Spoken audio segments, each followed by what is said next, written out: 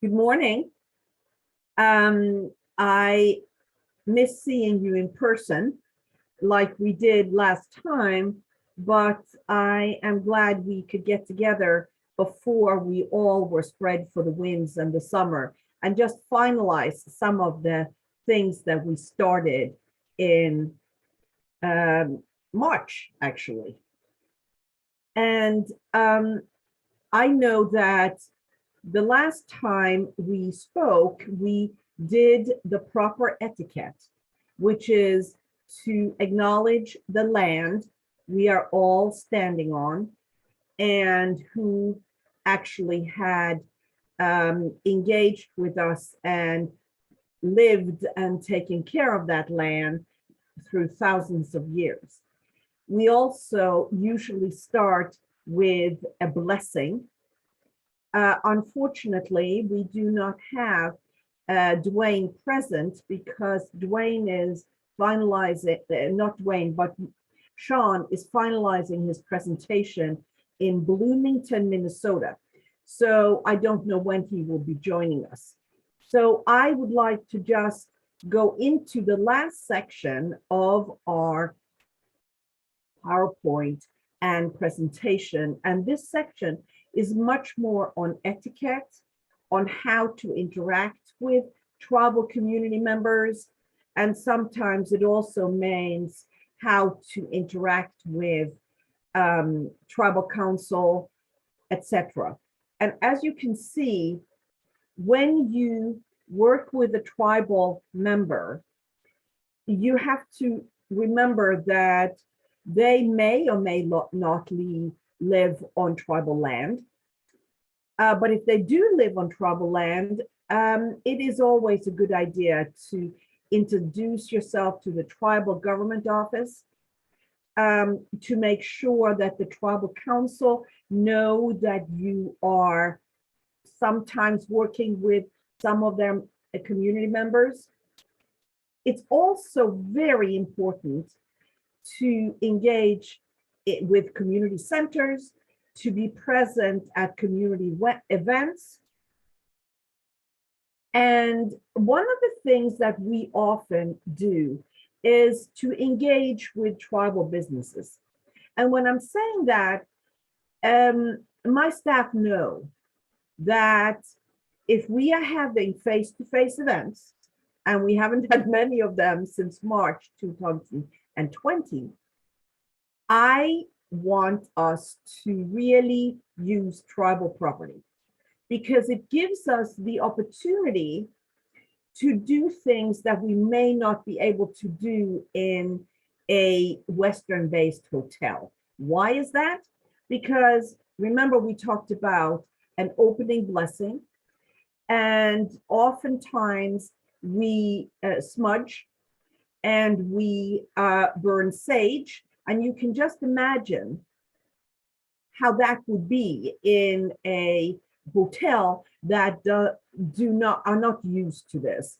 We have in the summer taken smudging out of a hotel, so it's outside, or we have negotiated a certain time when we can smudge in the hotel. We often use tribal town hall meetings and work with tribal leadership to find ways of organizing that. And we combine it with educational opportunity for tribal members. Well, we've done that in some tribal communities. It often means we, in collaboration with tribal leadership, provide a meal. Because providing a meal is part of what we usually do when we work with tribal community members. So this is interesting. How are we going to do this? Let's see if this. And one thing that you should not underestimate is the importance of building rapport. Building rapport, thinking about it from a therapeutic point of view, that's a very important part of how we do it when we want to support a client in therapy. And building rapport means that we want to make sure that we enhance communication, that we enhance our own understanding of the community. And that should start with us connecting to their webpage, seeing what kind of issues they are dealing with, what you can find on tribal web pages. But it also means taking the time to communicate with our colleagues. And that's very, very, very important. Because if you do that, you show respect. You show your interest in understanding where they're coming from. And you also will share a little bit of yourself. Remember, I talked about how you introduce yourself in with tribal community members. They're not so interested in how many titles you have, how many jobs you have. That's not as important as who are you? Who are you as a person? So I often will say, my name is such and such. I got my PhD somewhere. And then I will say, I'm married. I have 4 stepchildren and 1 biological daughter. That's never important differentiating, because the family concept in Native communities very different from our own. But I also say that I have 13 grandchildren. And knowing me that way makes me more human and more easy to relate to. And showing empathy.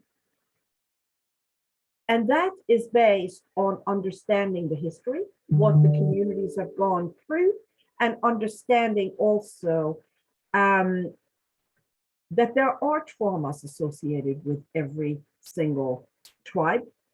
And there are traumas on both community and historic and individual level. And I want to show them that I understand that. And that means I show compassion. And I do that in different ways. As a European, to me, the US armed forces were extremely important for my parents' generation during the Second World War. So if I sit in, and for us, let me remind you about the Meskwaki settlement. If I sit in their tribal government office, I will sit facing the Meskwaki code talkers.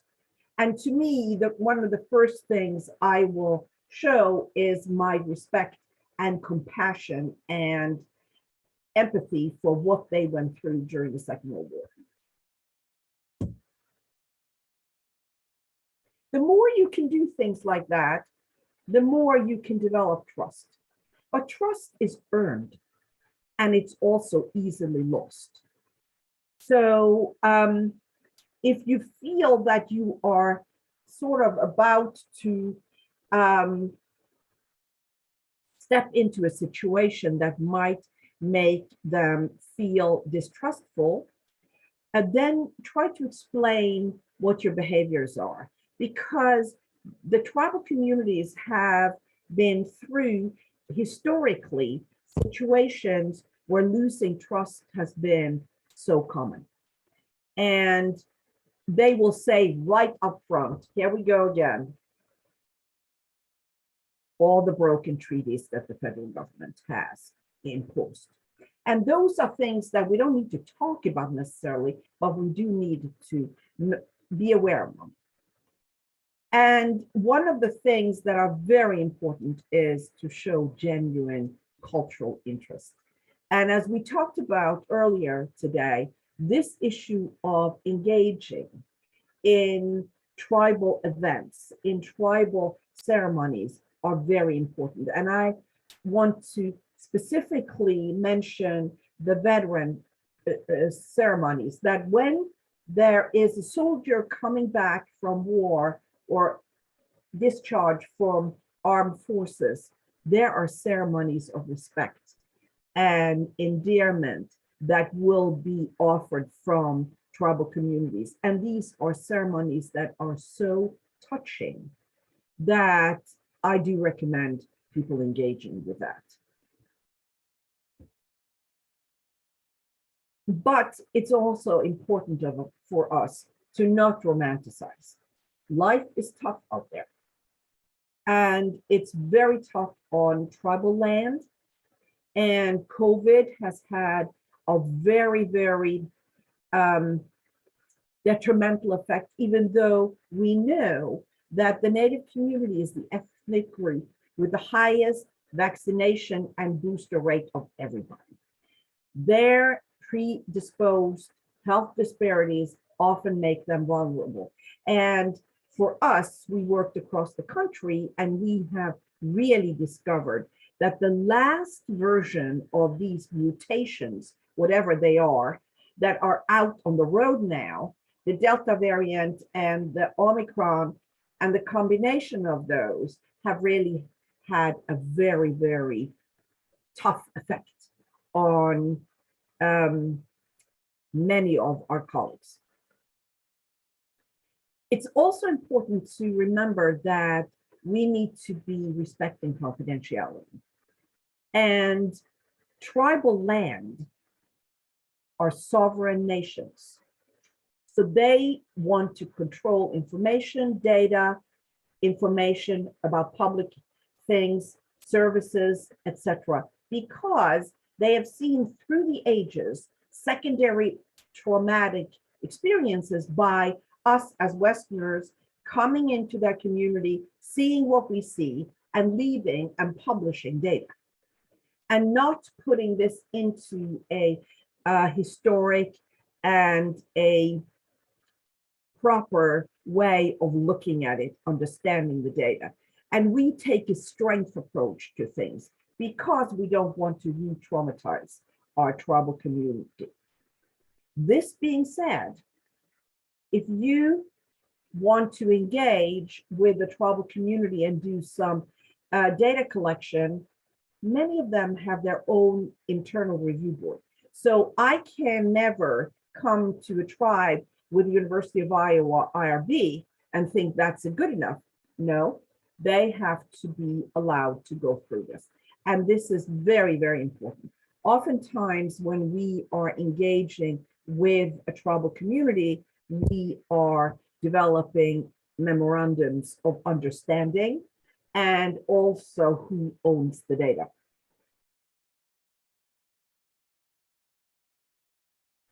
And this is the first thing here is not easy.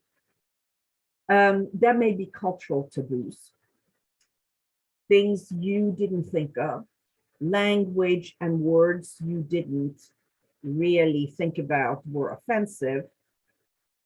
However, one of the things that I have discovered is that as long as I own up to it, as long as I realize, oops, this was a mistake, I am so sorry, and I apologize, then I have been able to work past if I have done something that really offended the tribe.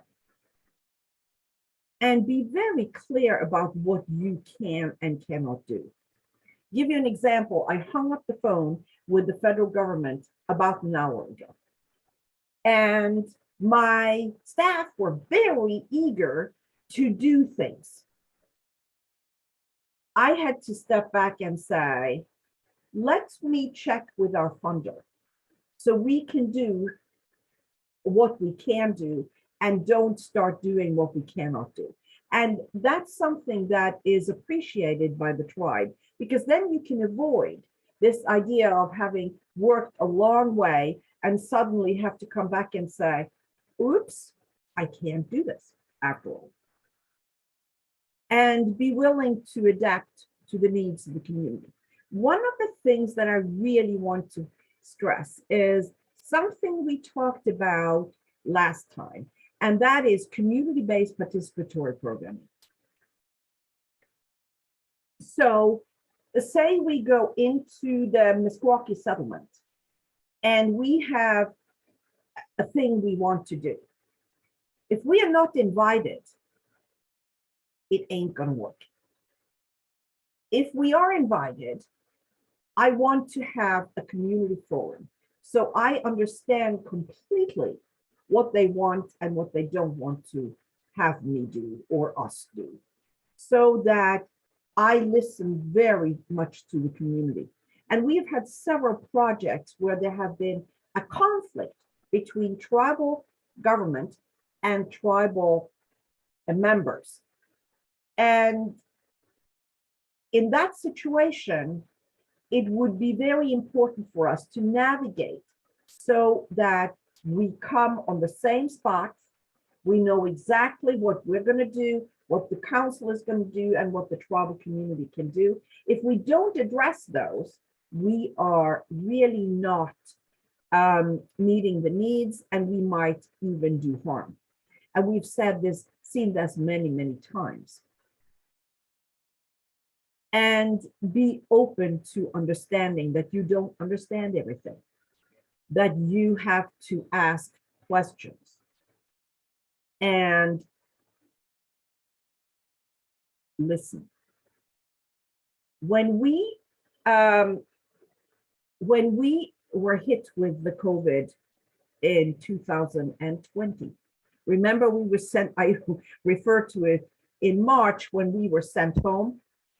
I'm sure that happened to all of us. We had to start working from home, and we had no idea how are we going to support the tribes. And we sat around all 3 centers, all staff from our homes, and we thought, how on earth are we going to do this? And one mistake, cardinal mistake that many of us have done is to think we know what they need. So we decided that we were going to, for every single program we were running, we were going to have weekly listening sessions. So we started by having a fairly unstructured hour.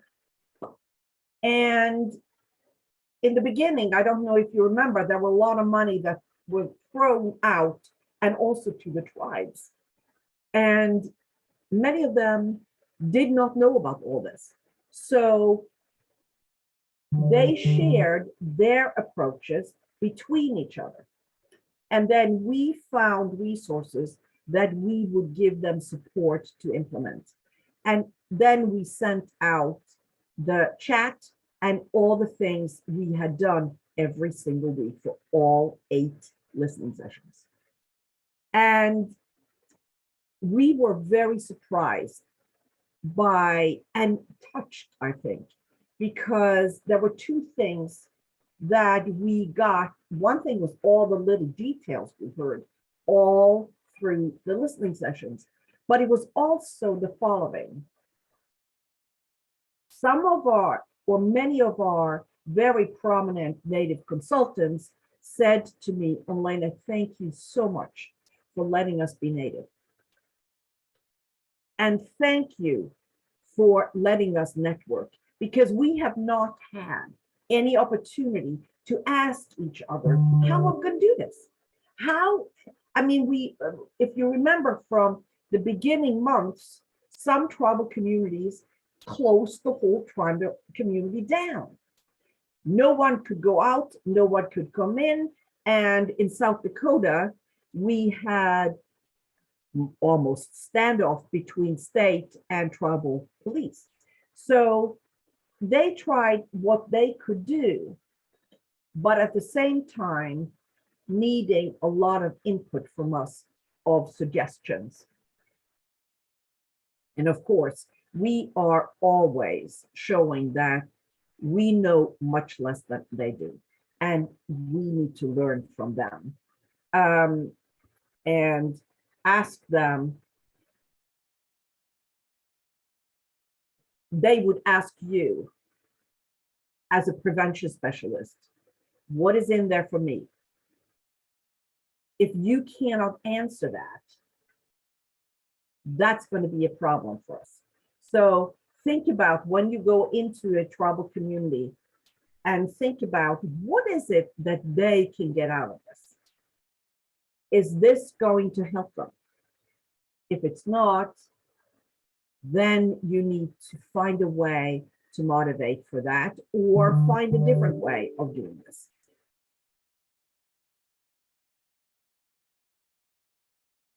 And here is a very important thing. Food and offering is very, very important. And if you go to a native family, they are very generous. They will offer you beverages or food, and it's very, very important that you accept that you show the sign of respect for saying thank you for the kind of food. And I have to say, I have eaten so many different and interesting dishes that none of us knew about.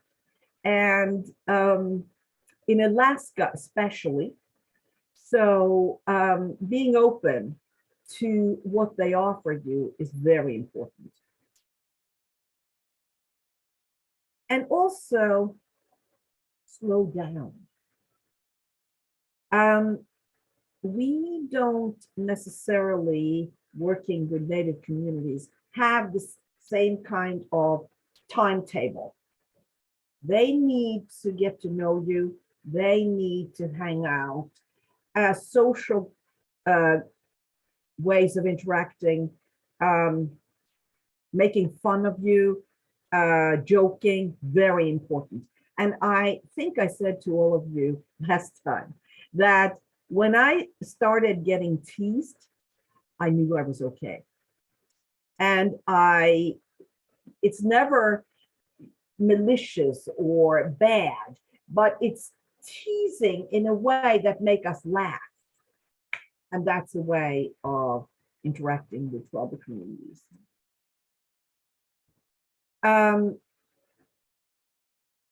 In our language, let's not stereotype. Let's be careful with the words we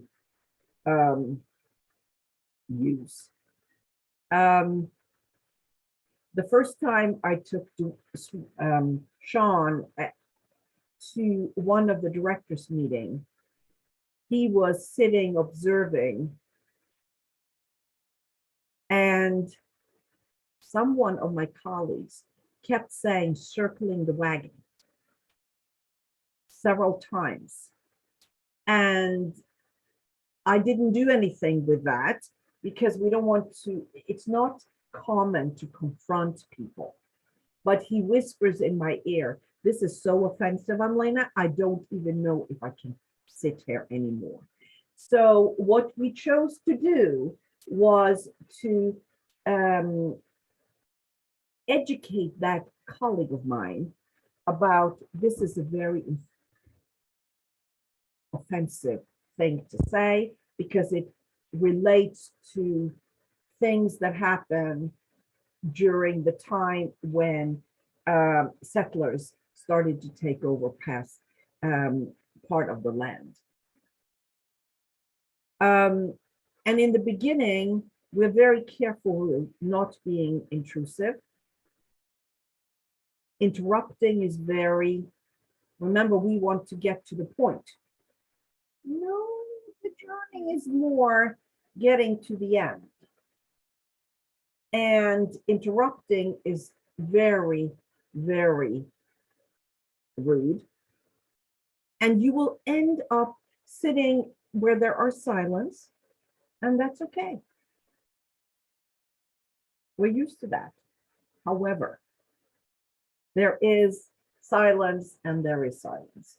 I remember I went to tribes in New Mexico, and I was to interact with the whole behavioral health workforce in Albuquerque, New Mexico.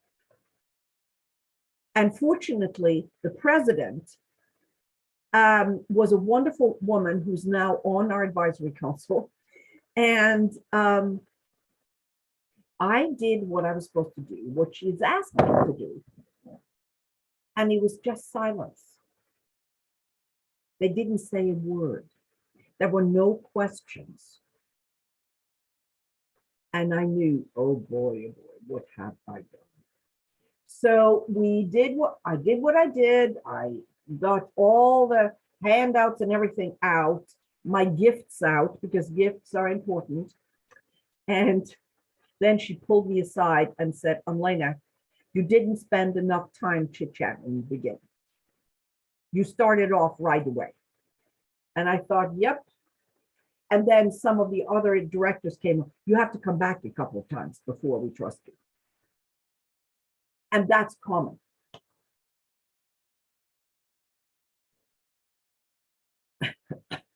And this, the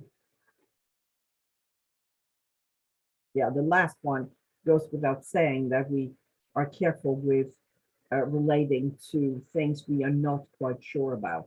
Do we have a relative in the Native community? Do we not? And that can sometimes be offensive. I will let you know one thing, and there are so many little details. I had a very great staff member who had adopted kids from an international country and brought the kids to a meeting, because it's very common that natives bring kids to a meeting. On the surface, that may have looked okay. What really made the tribes very upset is being reminded about how many times their children were taken from them and adopted out to native, to white families. So I had to say to her, we can't do this, because I know what you tried to do, but that translated into something that was absolutely unintended. All these little details that we have to think of.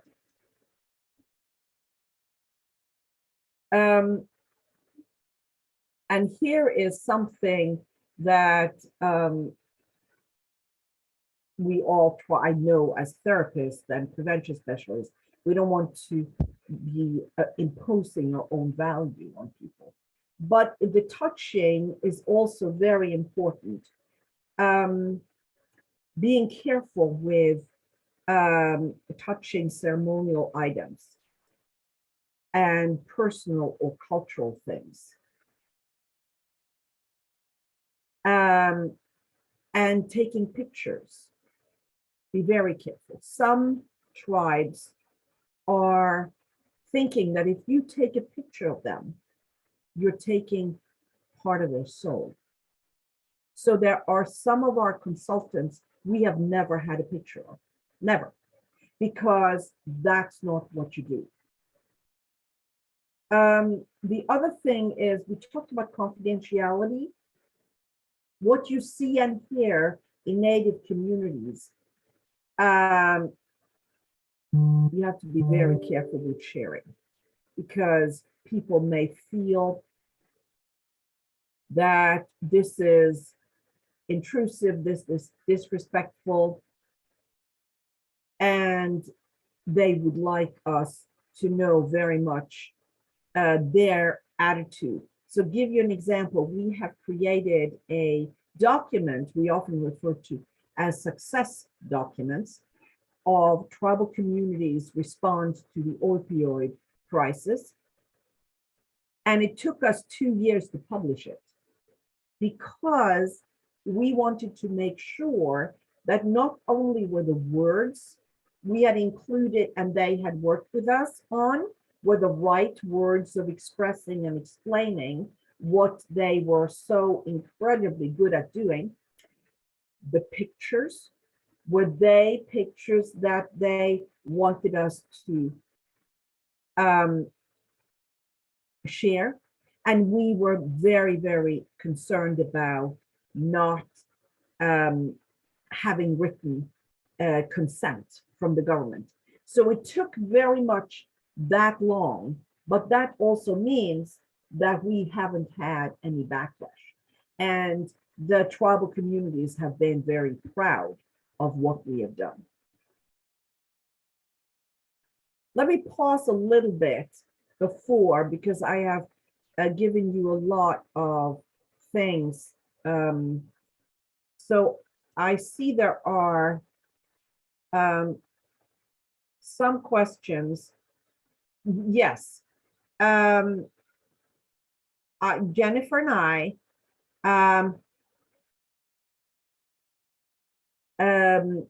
were very in agreement that you will get this presentation after you have after we've done this. But I think that was also the case before, Jennifer, that we had we shared the PowerPoints, didn't we? I think we did share the PowerPoints. Of course, we didn't record it. It was in person. So yeah. But, all right. Well, some of the people were virtual then too, I guess, but we didn't record it. We didn't think of it because we weren't. Yeah. Yeah. Okay. Any other questions before I go to the LGBTQ community? Oh, I had a thought. Did you end up doing very many virtual presentations during the COVID, or still are you? Because I just wondered how that goes over. I mean, it seemed like it'd be harder. Yeah, it is harder. And I want to say that, I don't know, we have tripled our number of events and the number of people signing in. Not in the beginning, because as you say, Jennifer, doing this on a square isn't the tribal way. They want to see it face to face. And, but however, they have gotten used to this, and we keep on doing it because the two last, the Delta, the Omicron, and the mutation of the two have really made some communities withdraw again. So I still think that there are tribal communities that have travel restrictions. And if you see, one after the other in DC now are testing positive. So you see the masks are back. So I think that the tribal communities have gotten used to this. Okay, any other questions?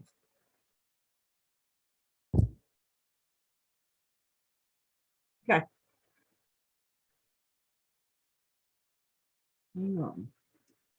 There we go. Two-spirit is often some tribal communities' ways of referring to the LGBTQ community. However, there are some communities that do not like the two-spirit concept. So what we did when we started working with developing a curriculum for the LGBTQ Native communities, we called it Native LGBTQ and Two-Spirit. And there are actually about 110 different ways of referring to the LGBT community. The reason why we really wanted to focus on this is that in the old days, many of the tribal communities had put the LGBT community in high regard. They had very important roles to play. And when the settlers came, this was changed. Some communities are referring to 6 different genders, and it wasn't unusual that you went between being male or female and went back again. So their role in community has been very important. However, now we have seen a lot of abuse and bullying, and a lot of people identifying as gay have left tribal land and gone to urban Indian communities because it's more easy to hide, it's easier to be able to live the way you want to live outside of tribal land. And it's important to refrain from making assumptions, understanding that the concept of homosexuality and different ways of living is not as the way we think about it outside of tribal land. So it's very important to offer support, encouragement, and understanding of gender variant non-conforming. Also the elderly. Sometimes we talk about people coming out of the closet at one point, and when they become older, oftentimes they go back into the closet, because when they are experiencing health consequences and may need to go into a facility for support, they get uncertain about how they will be met and addressed and supported. And we often refer to them as LGBTQ affirming institutions. And when you develop a demographic for describing gender identity, it's important to give different options. And here are examples that we suggest.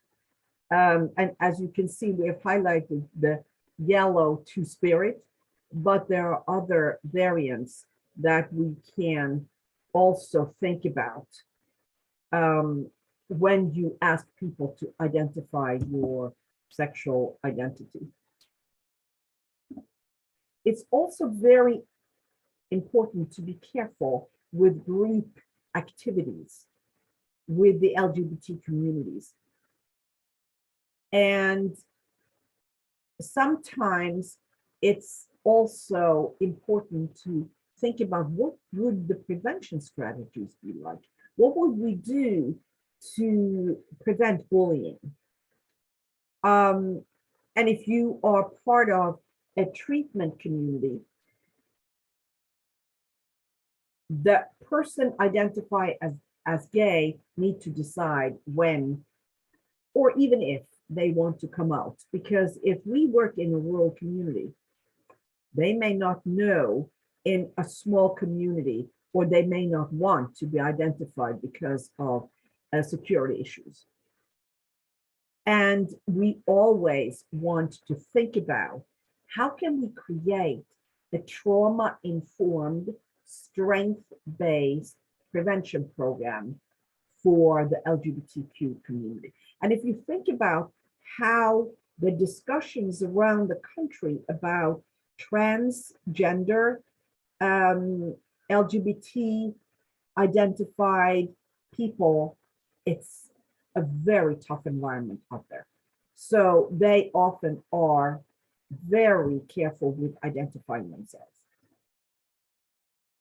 And one of the things that we have worked on is overdose prevention, and specifically in rural areas, because they may not have access to naloxone, they may not have access to prevention harm reduction strategies, but they also don't want to be identified. So we've seen an increase in opioid overdoses in rural communities. Suicide prevention is very important with this community, because in the coming out process, oftentimes people who identify with being gay have known that for a long time.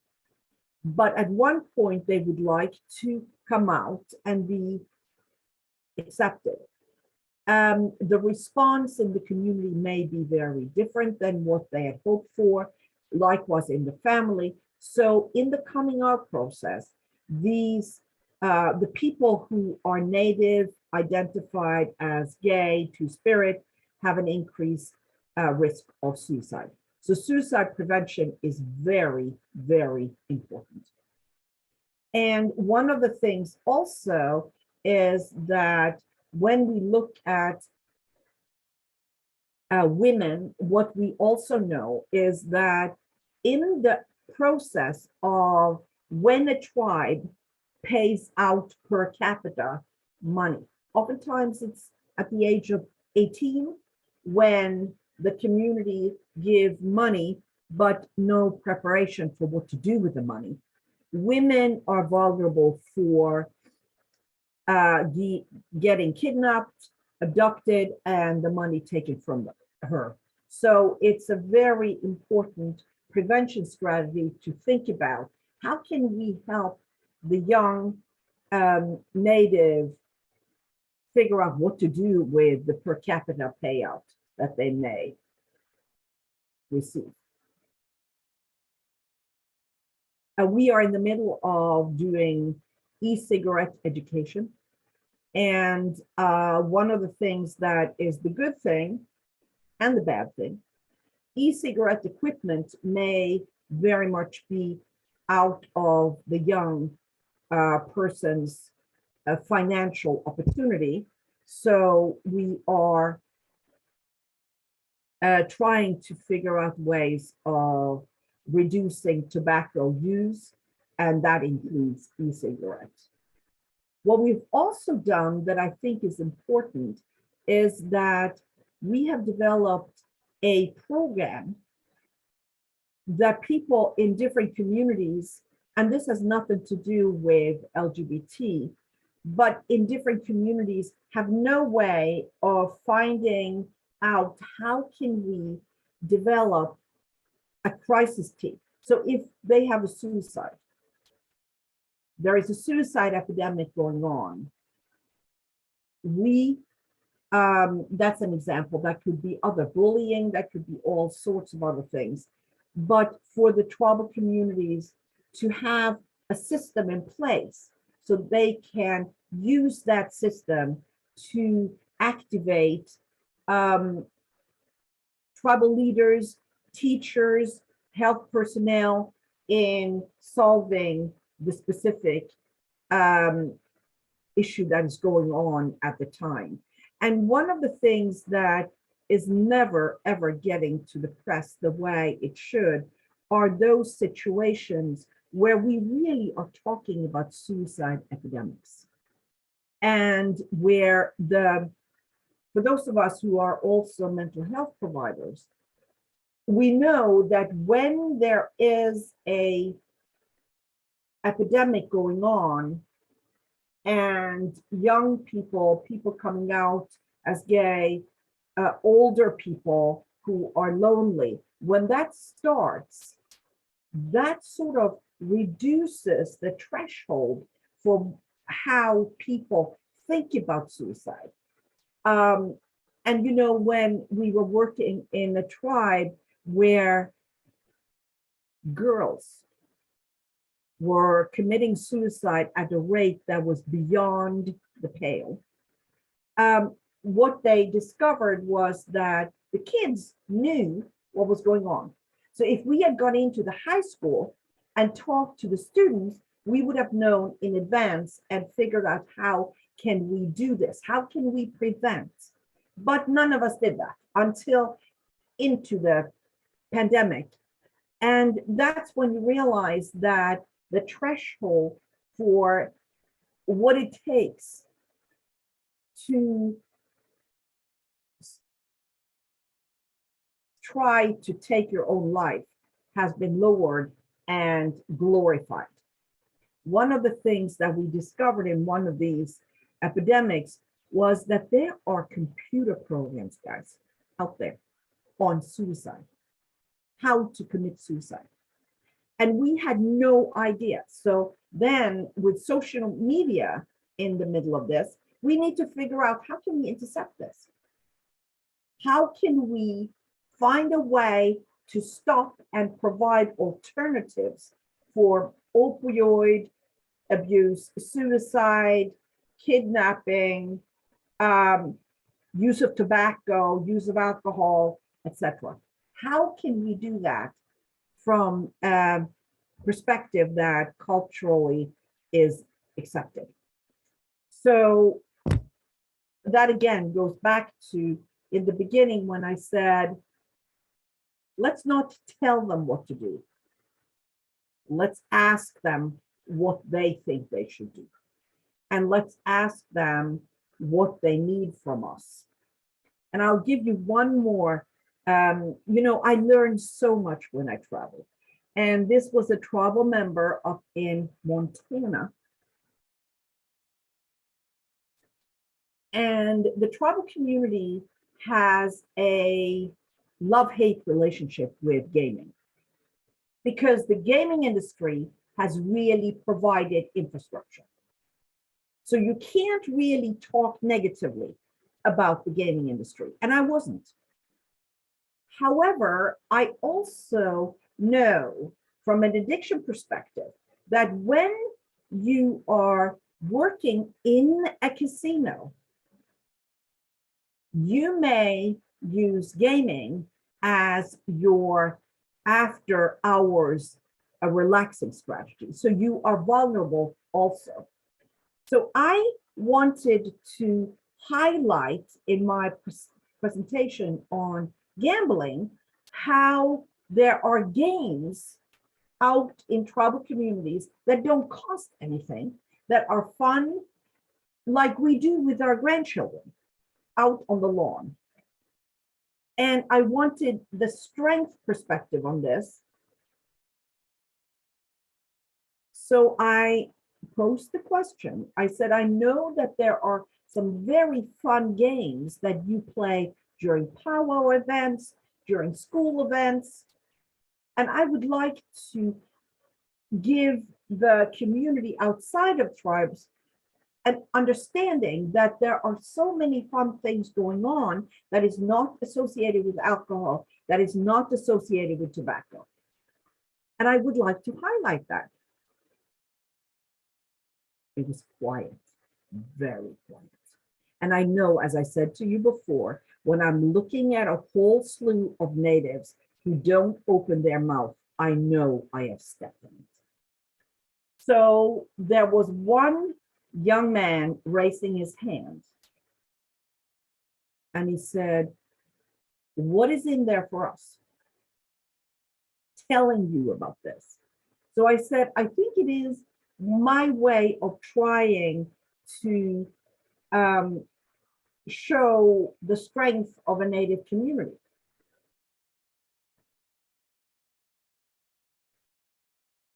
But I said, and then he said, well, that's not really going to help us, is it?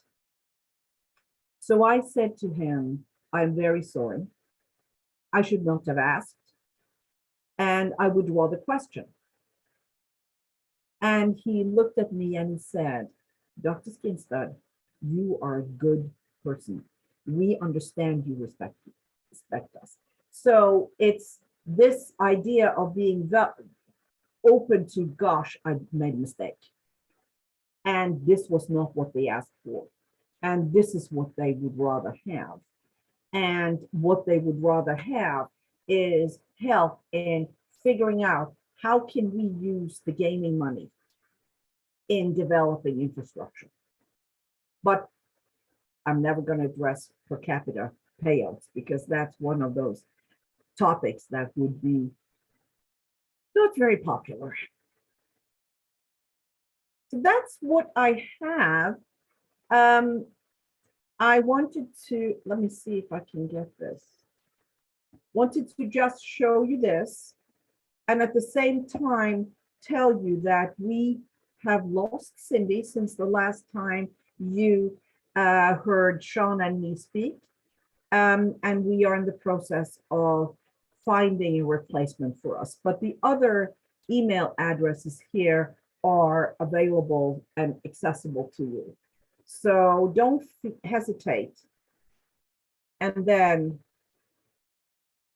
we have this lovely slide. And we have also, I think, several pages of resources afterwards. So this is what I have, and I would love to hear what your questions might be.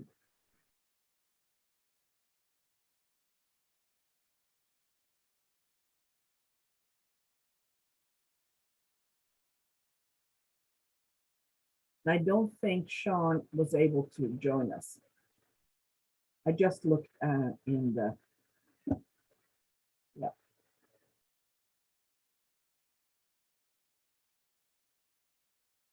Have I overwhelmed you guys?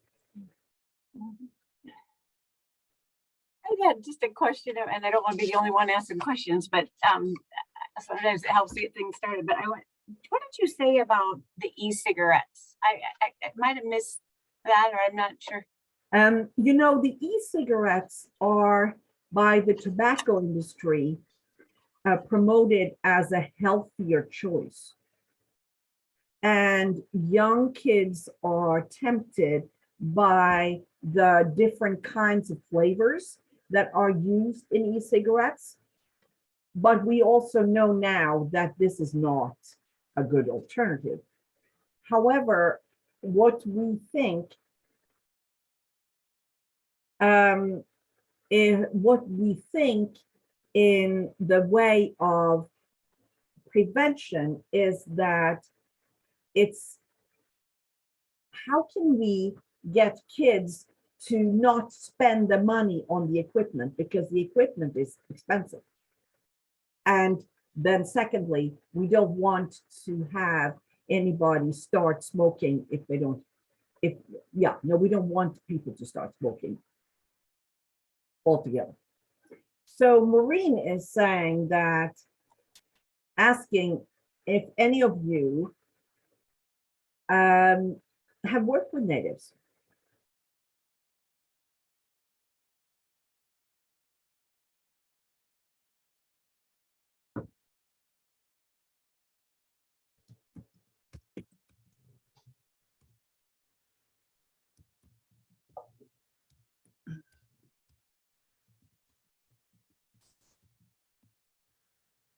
You may not have known it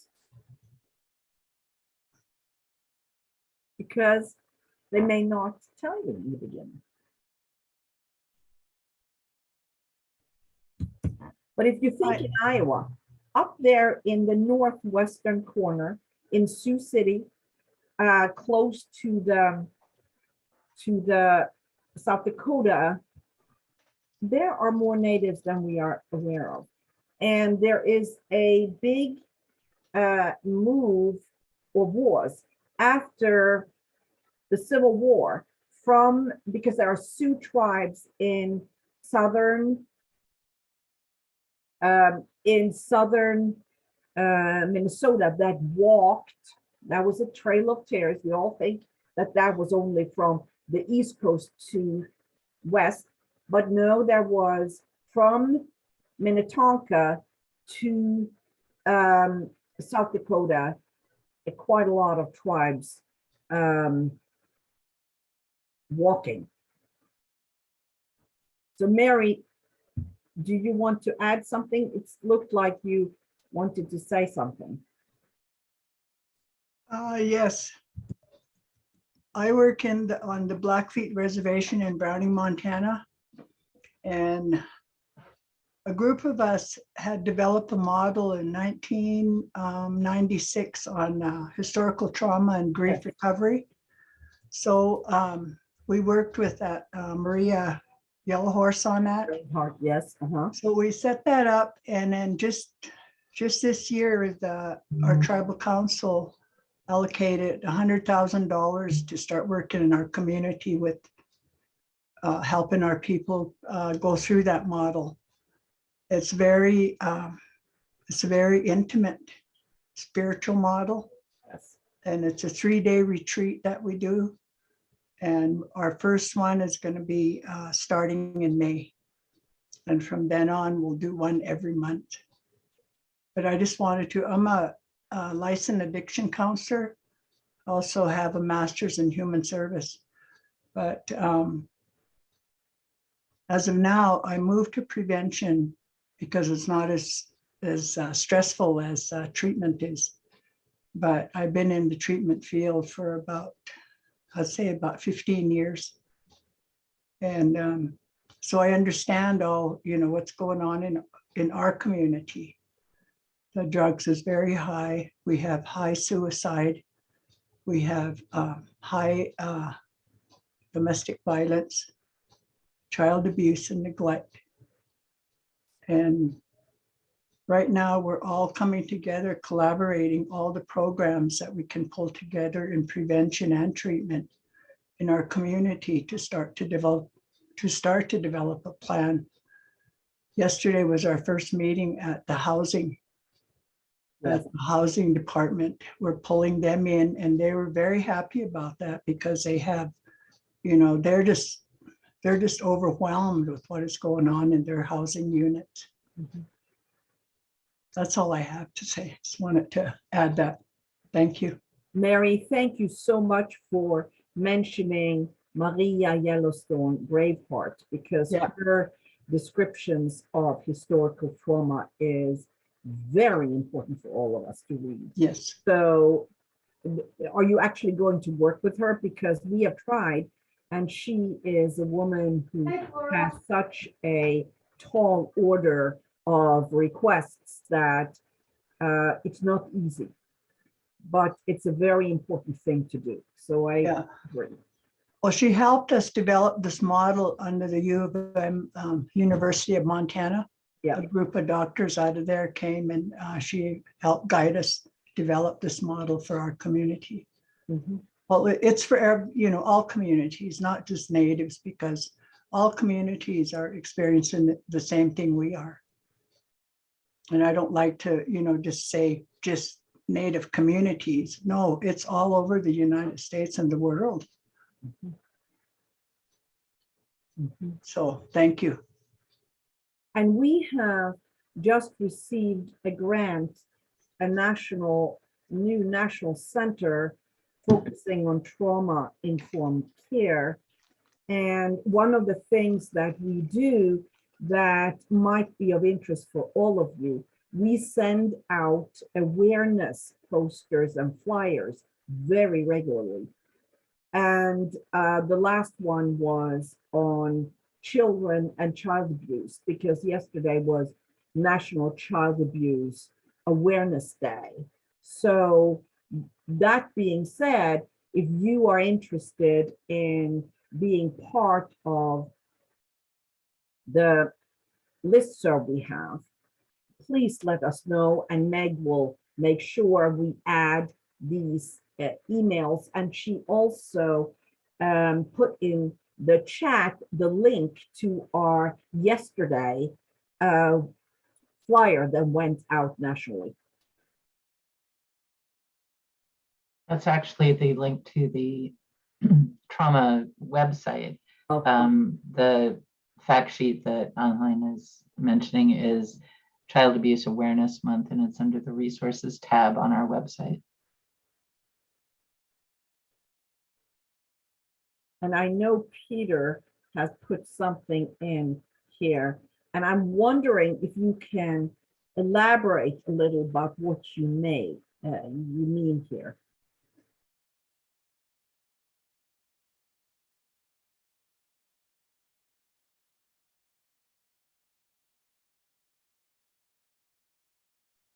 Jennifer, did the link not work for you? No, it didn't. I didn't wondered if it worked for others. I clicked it twice and it just went to. It did not want to respond. It just says the site can't be reached, but it might be something with our firewall here. I've had that issue. Yeah, and I see Sharon Okay. was able to do that. Great. I don't know if Peter heard you or if he was writing in the chat. Peter? I don't know. Is it easier if I speak? I was trying to type a response, but my typing's not so good. Yeah, I think it would be great if you speak, because I wasn't sure what you meant with your comment in the chat. Well, and when the state of North Dakota at one time brought me up to speak at some conferences and meet with leaders Yeah, in different communities and on the reservation to talk about the influx of drugs and problems with drugs associated with the gas and oil exploration yes, area right. near Bismarck. And it was a pretty good few months of work up there with some proposals for further work. But I think the best way to describe it was that the dysfunction between governance and Native American populations was probably too deep to overcome Yeah. with that one. I mean, there was great dialogue, there was great concern, but there was also a lot of problems in areas where I forgot the name of the city now. I have a huge report I could download on it that I had to do.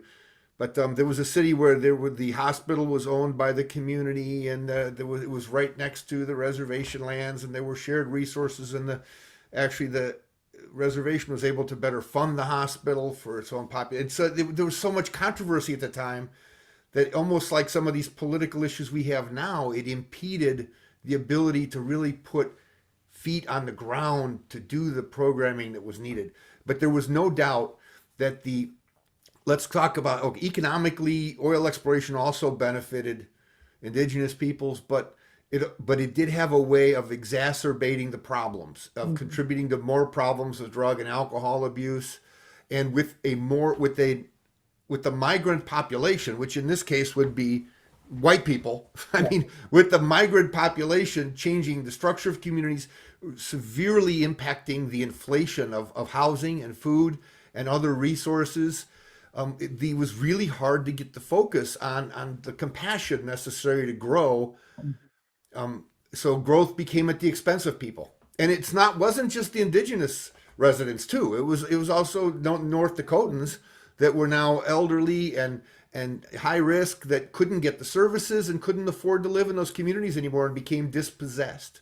Something that we know has been done chronically with indigenous peoples. I mean, impacted everybody in those communities, and it really did create a great understanding where it brought a lot of people together. But I can't say that we brought a lot of solutions into action at the time. We're going back about 10 years now when I did And that was a very tough time up in North Dakota because the oil production grew exponentially, and there was no housing, there was no infrastructure, there was nothing. So people came in cars. It was like the gold rush. And one of the things that I remember we worked on was that North Dakota did not like medication-assisted treatment for opioid use disorders. So these people who came up to work in the oil industry could not get the methadone. I mean, the infrastructure was so incredibly non-existent that it created a lot of issues. At the same time, as I think one of the things that oftentimes we as non-natives tend to do is that we see their needs, we want to fix it. However, we are not listening and taking them with us in the process. So I think we've all been guilty of that. And I think that's one of my main feedback to all of you, that we are dealing with 400 years of oppression. You can't fix that in a day or a year. So finding ways to communicate and collaborate is what I think is the important thing. And I know, Maureen, you have worked up in that neck of the woods for many years. And I'm wondering if you want to comment on this. Maureen is one of my students who worked with us from 98 to 2007, and then decided she was gonna relocate to Rapid City, South Dakota. Yes. And I do still work with the tribes, but I was just going to add one of the main major issues we've seen with some of the oil industry is the number of missing and murdered Indigenous women. And that's across the 4-state region. Obviously, it's a national issue, but I think that's one of the things that has gone under the radar. Yeah. For Indigenous communities and other communities not being aware just how many kids, young girls and boys go missing when some of these things come into the community. And so I think as prevention specialists, it's something we have to be aware of when we work with groups. And also just always, especially in this region, assuming that there's Native or Indigenous folks in a group, so even when they don't identify themselves, which sometimes happens, we do have a lot of those in some of the presentations we do. And being sensitive to those issues in this region. I know like the state of South Dakota, we have the annual Sturgis rally. Oh, yes. And the state has done a good job of trying to do stings because we've had a lot of kids go missing off of the reservations in the state. And that has helped, but not enough because it's something that wasn't talked about before, but now we're seeing more initiatives out there to support and Thank you, Maureen. prevent. Yeah, thank you, Maureen.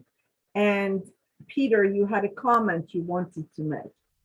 Yeah, one of the things I wanted to point out, and it's not uncommon in all cultures, but what we encountered in that area as well was divisiveness between people in the American Indian community and the indigenous peoples community, where one side was into the profits and the money and forget the rest, and the other side is, wait a minute, we have a culture and we have this. And I think we might see that with gambling and casinos, but we see that in every culture. I mean, it just, I'm not saying it also makes it more difficult because you're not just trying to cross one boundary to compassion, you're trying to work within their own structure that's combative in times when there's a huge economic driver in the area. I think that is very important, but again, also important to remember the white culture, the African-American culture, Hispanic culture, we're not agreeing within the culture either, but it's the question of how can we listen to all sides of this and see what we can do to work with the new industry coming in, because we know that tribal communities need housing, they need school, they need healthcare, and how can we engage with them and know very well that there are as many opinions as there are people, and we need to figure out how to do this. I was just going to remind you, if we look to DC at the moment, what do we see? Not very much agreement. So I'm not saying we should go to DC and see if we can get these people to agree on anything, but it's like, rather than stigmatizing the fact that Native community members have differences of opinion, we just need to think about ourselves and find ways to listen. And I think this is too where working with the tribal council comes in, because usually every council has an agenda. Sometimes the difficulty is some tribes have just 2-year governments. So every 2 years you have a whole new agenda. And you might start something with one council, and then the next one comes in and it's a whole different agenda, and being able to adjust to that real quick.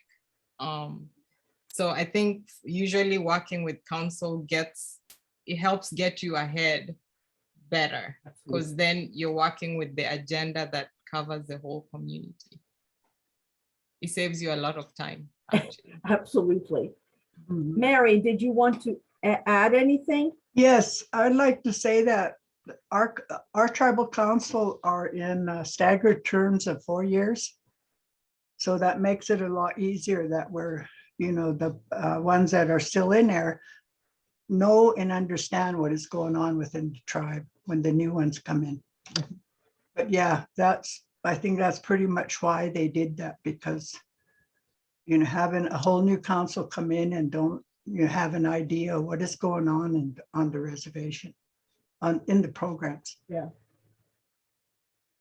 And one thing I want to add to that is that I see my role as making sure that I communicate directly with the tribal council, that I accept the fact that they're going to have a change of opinion, but that I want to let them know what I can offer.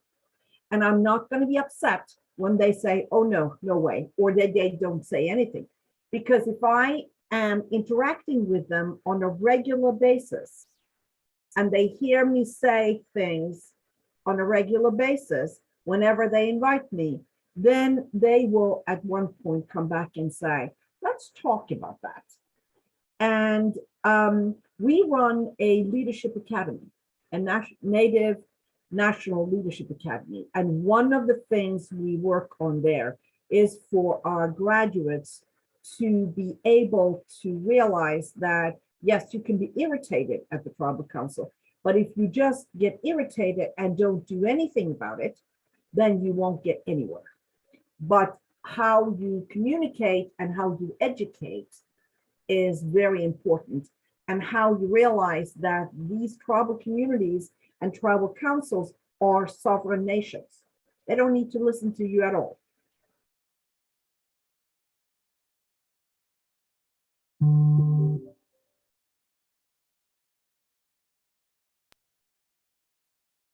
So we have gone way 15 minutes over.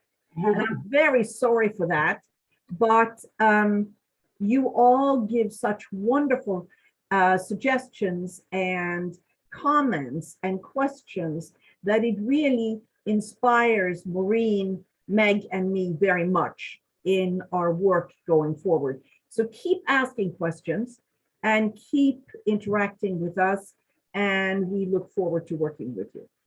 And I did just want to say that one of our members is actually having you guys now, I think in June, for her coalition meeting to help with working on issues. So Julie Fern over in Jackson County, I think she couldn't be here today. She was here at part 1 and she couldn't hear the recording, but she has issues that she thought this would be great for her coalition. So think about that, some of you who are still on the call for coalition, that maybe you could invite Anna Helene and be able to have, and maybe Sean Bear too, or whatever, whoever you're having do these, to come to your own coalitions, so, or virtually, or however you're doing it.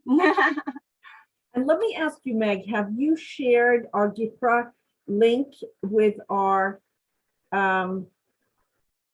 constituents on the call? I have not, but because I can't find it. Okay. So I will send it in a follow-up email. And Okay. I know a lot of our AC4C folks signed up that day on your sign up list when you pass that around in person, at least. Yes, And right. I don't know if they did virtually too, but well, thank you again. And our GIPRA questions are the government's way of keeping track of what we're doing.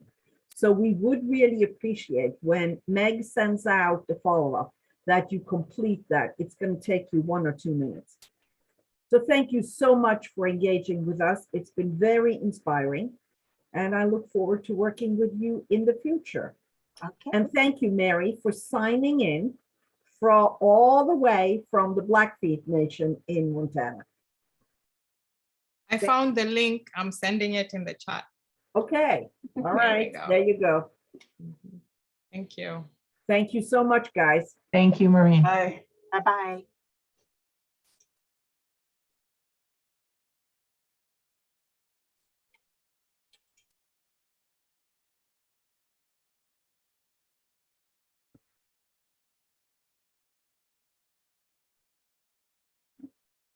Elaine, will you send me your slides so that I can? Yes, I will, but I'm trying to get out of this and I don't know how I get. That's very funny. So here we go. I will send you the PowerPoint. Yes.